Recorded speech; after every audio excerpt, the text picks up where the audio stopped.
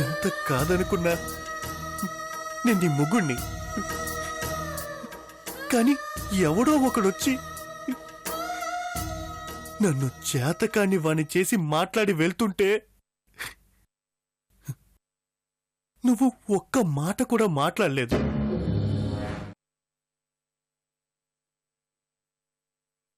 ఎంత బాధనైనా తట్టుకునే శక్తి ఉంది, కానీ ఓపిక లేదు.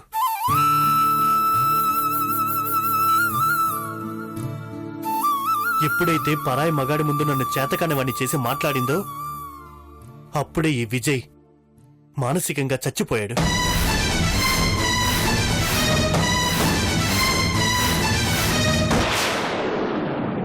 తాగితే బాధలు మర్చిపోవచ్చు అని అందరూ అంటారు. సరే, తాగి మర్చిపోదాం అనుకున్నాను. కానీ తాగిన తర్వాతే తెలిసింది మత్తు ఉన్నంతవరకే మనిషికి ప్రపంచంతో సంబంధం ఉండదు అని. ఒక్కసారి మత్తు దిగితే ఆ మనిషి మళ్ళీ అదే మనసుతో బ్రతకాలి, చుట్టూ ఉన్న ఆ మనుషులతోనే బ్రతకాలి. బ్రతకడం చేత కాకపోతే చావాలి. చచ్చే ధైర్యం లేకపోతే జీవితాంతం చస్తూ బ్రతకాలి.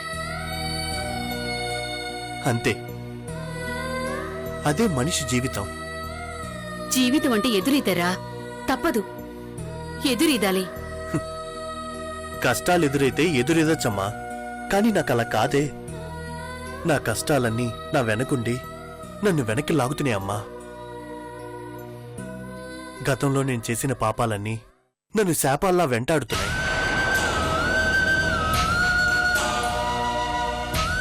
ప్రాయశ్చిత్తం చేసుకునే అవకాశం లేదు, విముక్తి అసలే లేదు.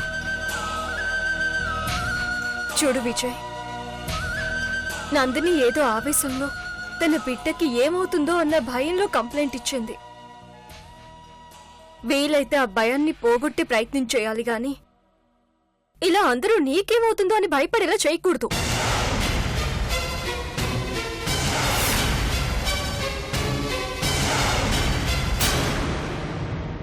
ఏంటి అయ్యగారు నేను కంప్లైంట్ ఇచ్చాననే బాధలు తాగానని కవర్ చేస్తున్నారా?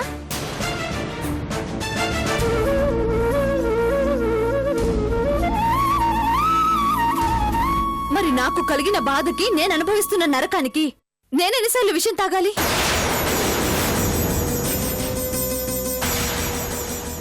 నందిని, జరిగిందేదో జరిగిపోయింది. ఇప్పుడు మాటలు అనవసరం. విజయ్ ఇంకెప్పుడు తాగను అని చెప్పాడుగా. నువ్వు మాట్లాడకు.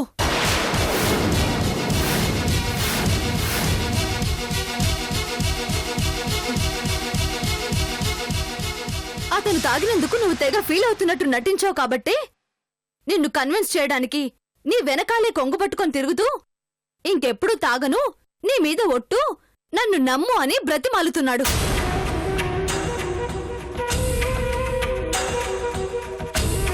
అంతేకాని అయ్యో మరి నందినికి ఎంత బాధ కలిగితే ఈ పని చేసింది, తను ఎంత భయపడుంటే ఈ పని చేసింది అని ఆలోచించాడా? లేదు. కనీసం భయపడకు నందిని, ఇంకెప్పుడు ఇలా జరగదని ఓదార్చాడా? అది లేదు.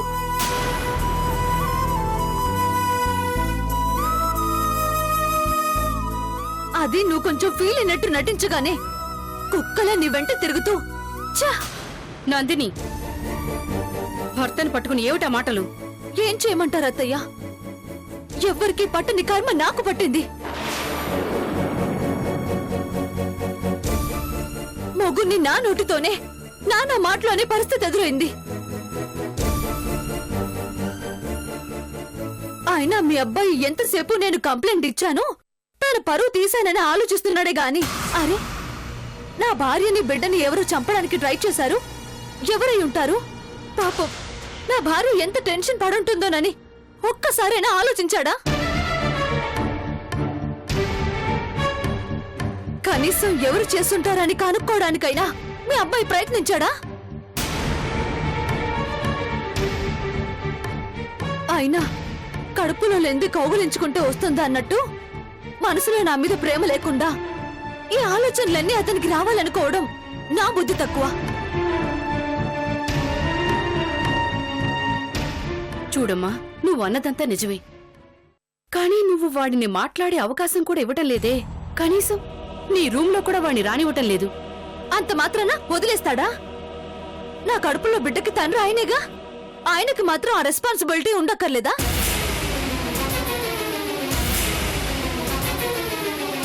అదే ఒకవేళ జానకి కడుపుతో ఉండుంటే ఇలాగే చూసుకునేవాడా?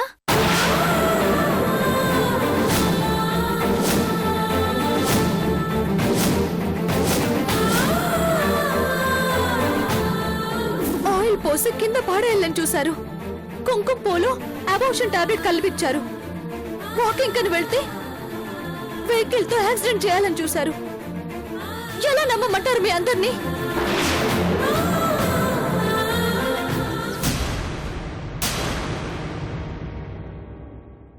అందుకే కంప్లైంట్ ఇచ్చాను. తప్ప? సరే, నేను మీ అబ్బాయిని దగ్గరికి రానివ్వట్లేదు. అయినా నేను ఈ ఇంట్లోనే ఉంటున్నానంటే అర్థమేంటి? ఎప్పటికైనా అతను తప్పు తెలుసుకుని నన్ను క్షమాపణ అడుగుతాడనే కదా.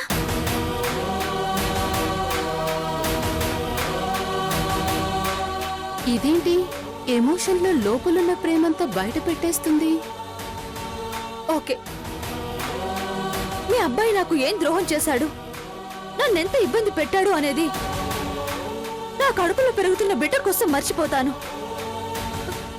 కానీ ఇప్పుడు జరుగుతుందేంటి?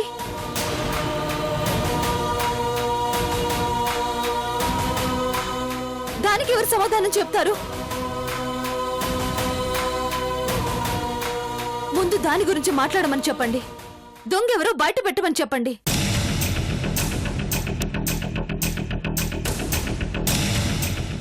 ఒక్క విషయం క్లియర్గా చెప్తున్నాను. మనసొకరితో మనుగడొకరితో అంటే కుదరదు. రెండూ ఒకరితోనే ఉండాలి. అది నేనో జానుకో తేల్చుకోమని చెప్పండి.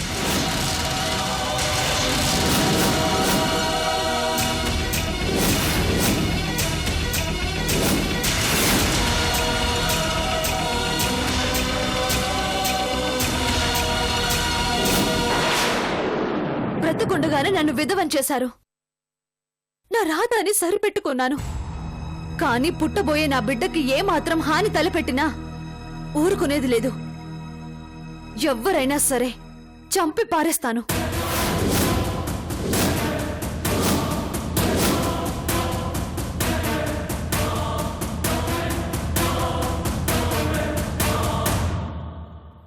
చివర్లో ఆ ఒక్క డైలాగ్ తప్ప అంతా ఎంటర్టైనింగ్ గా ఉంది.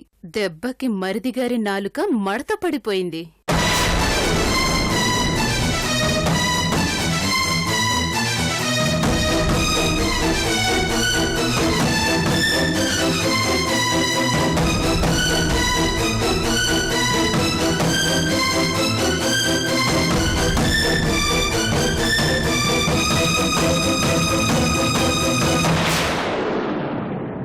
బాధపడకు విజయ్. నందిని ఆవేశంలోనూ అర్థం ఉంది. కానీ ఏం చేస్తాం? ఎవరు తనని ఇబ్బంది పెడుతున్నారో వాళ్ళనే నమ్ముతోంది. ముందు ఆ దరిద్రాన్ని దూరం చేస్తేనే గాని మనకి తిప్పలు తప్పవు.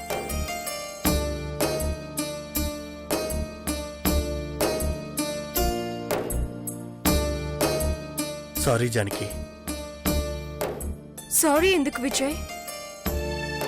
నిన్ను బాధ పెట్టానని తెలుసు జానకి. ఆ మాటకొస్తే నేనే అందరినీ ఏదో రకంగా బాధ పెడుతున్నాను.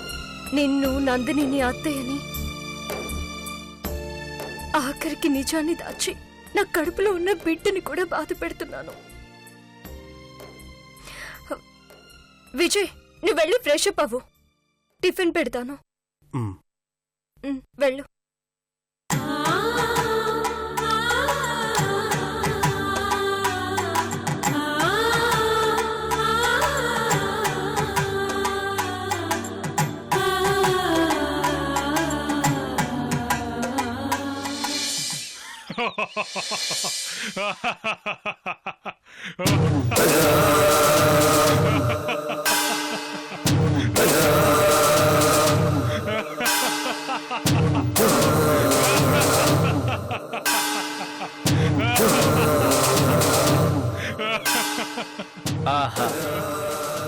ఏమి నవ్వుతున్నావురా బండోడా?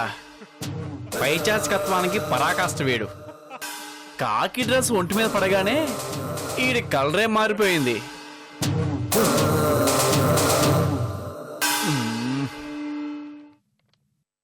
అమ్మో, వీడు నవ్వుతూనే పోయేలా ఉన్నాడు. ఏంటి భయ్యా నవ్వు? బంగేమైనా తాగావా? రేయ్, బంగు తాగితే మత్తు దిగ్గానే నవ్వాగిపోతుంది.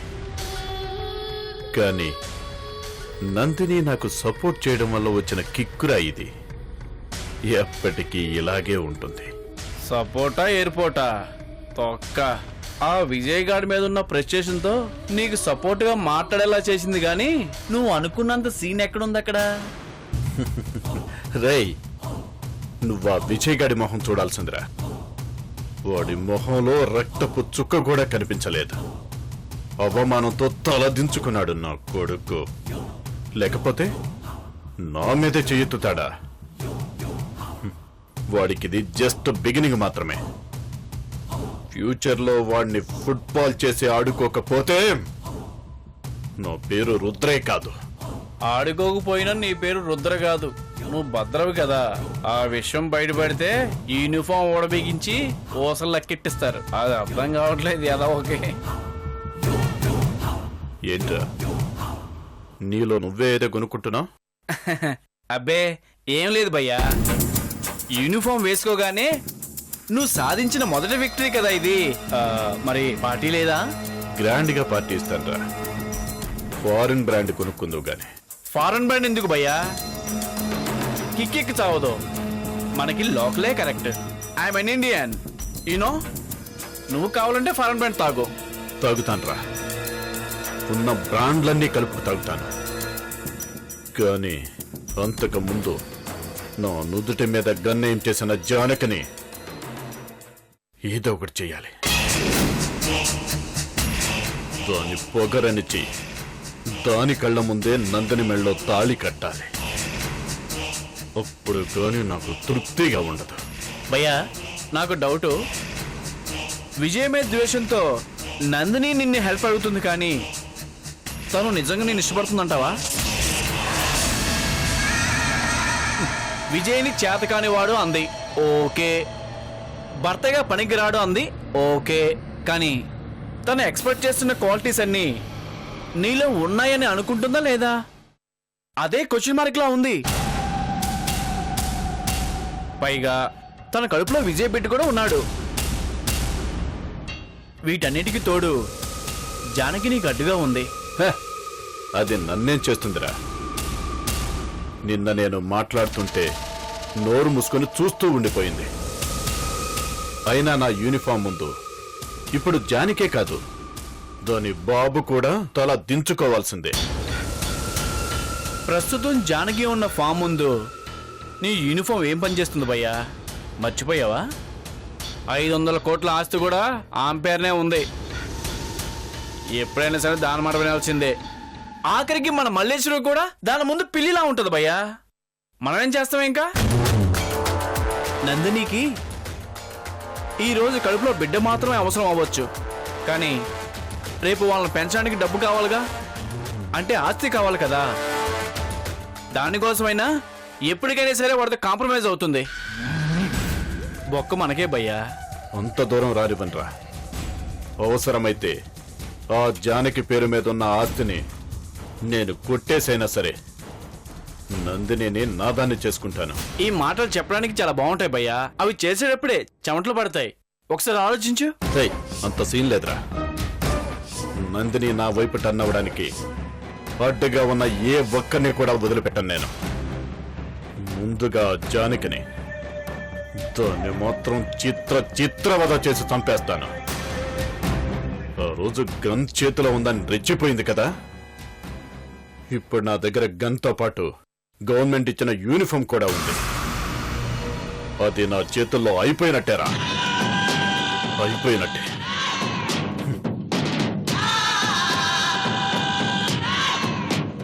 ఏంటండి ఎంతసేపు గన్ను, గవర్నమెంట్ ఇచ్చిన డ్రెస్ తప్ప గట్స్ గురించి మాట్లాడే?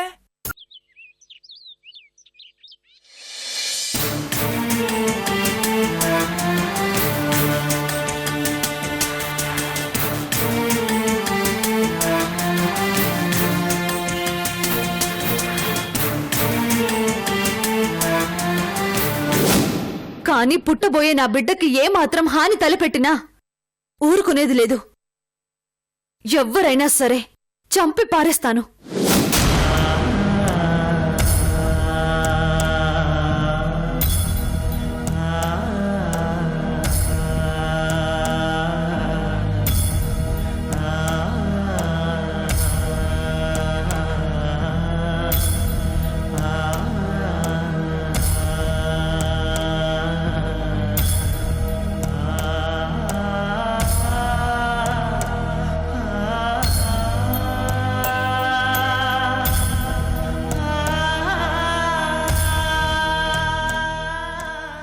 అత్తయ్య,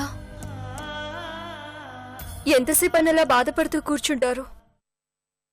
రండి, టిఫిన్ చేద్దరు గాని.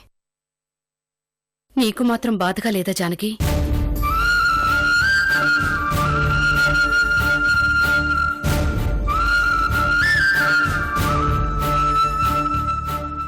ఇదంతా మల్లీశ్వరి వల్లేనమ్మా. అదే నందిని అలా మాట్లాడడానికి కారణం. అత్తయ్య, నిజానికి నందిని అలా మాట్లాడే పిల్ల కాదు. ఏదనిపించినా మొహం మీదే చెప్పేస్తుంది. అలాంటిది ఈ మల్లీశ్వరితో చేరినప్పటి నుంచి అన్నీ మనసులో పెట్టుకుని ప్రవర్తిస్తోంది.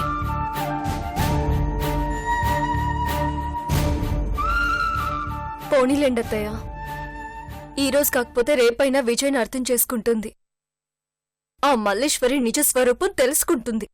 రేపు తను మారుతుంది అనుకోవడానికి ఈ రోజు నందినిలో ఏదైనా చిన్న మార్పైనా కనిపించాలి కదమ్మా. కానీ అలా జరగటం లేదే. రోజు రోజుకి నందినిలో విజయ్ మీద ఏదో రకంగా ద్వేషం పెరుగుతూనే వస్తోంది. దాన్న మల్లీశ్వరి ఇంకా ఎక్కువ చేయడానికి ప్రయత్నిస్తోంది.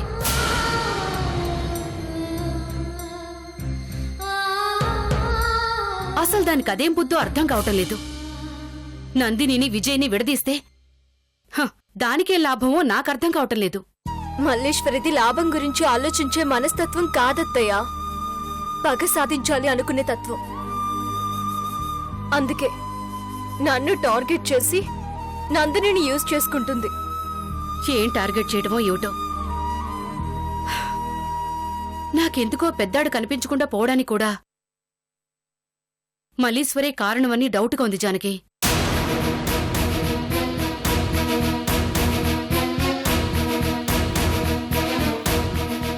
అదే వాణ్ణి ఇల్లు వదిలి వెళ్లిపోయేంతగా రాచి రంపన పెట్టి ఉంటుంది. వాడికి అసలే ఓపిక తక్కువ. దీన్ని భరించటం కన్నా ఒంటరితనం భరించటం నయమనుకుని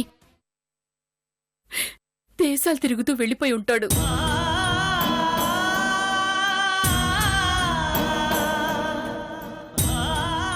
బహుశా ఇది ఇక్కడుందని తెలిసే వాడి ఇంటికి రావటం లేదేమో. అసలు బావగారు ఏమైపోయి ఉంటారు అత్తయ్య? అసలు వాళ్ళు ఇంతకు ముందు ఎక్కడికి వెళ్లారు? మల్లీశ్వరి వాడు ఊరెళ్లారు. తరువాత వాళ్ళ నుండి మాకెలాంటి కబురు రాలేదు. సడన్ గా మల్లీశ్వరి ఒంటరిగా ఊడిపడింది. ఏంటి అని అడిగితే మీ అబ్బాయి నన్ను వదిలి చెప్పా పెట్టకుండా వెళ్ళాడని ఇక్కడ సెటిల్ అయిపోయింది.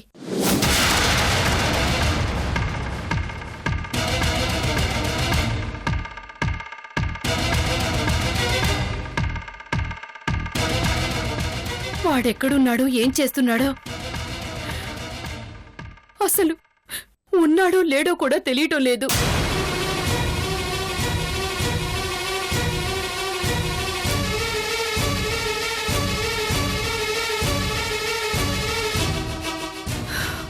ఇంత జరుగుతున్నా మల్లీశ్వర్లో వాడు కనిపించటం లేదన్న బాధ మాత్రం నాకు కనిపించటం లేదు జానకి. అందుకే నాకు దాని మీద అనుమానంగా ఉంది. దీన్ని తట్టుకోలేకే వాడింటికి రావటం లేదని నా అనుమానం.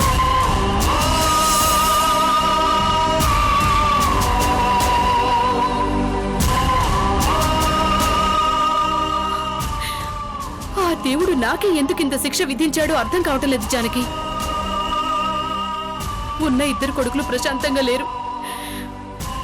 ఒకడు ఎక్కడున్నాడో తెలీదు, ఇంకొకటి కళ్ళ ముందున్నా వాడి జీవితంలో ఆనందం లేదు. ఎప్పటికి వాళ్ళ జీవితాలు బాగుపడతాయో, ఎప్పుడు నా తలరాత మారుతుందో.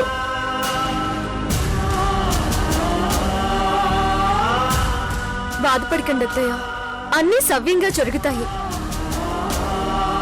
విజయ్ నందిని కలవడం ఎంత ముఖ్యమో, బావగారింటికి తిరిగొచ్చి మల్లీశ్వరి మనసు మారి మనమంతా సంతోషంగా ఉండడం కూడా నాకు అంతే ముఖ్యం. బావగారు ఎక్కడున్నా తనని కనిపెట్టే బాధ్యత నాది.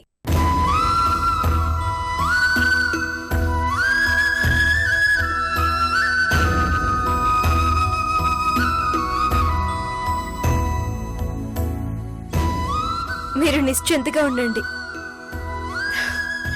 నువ్వు చెప్తే జరుగుతుందనిపిస్తుందమ్మా. ఆ దేవుడు దయతలచి నా ఇద్దరు పిల్లలు సంతోషంగా ఉంటే నాకంతే చాలు. తప్పకుండా మీ కోరిక నెరవేరుతుంది. నాది పూచి. టిఫిన్ చల్లారిపోతుంది, మీరెళ్ళి టిఫిన్ చేయండి. వెళ్ళండి.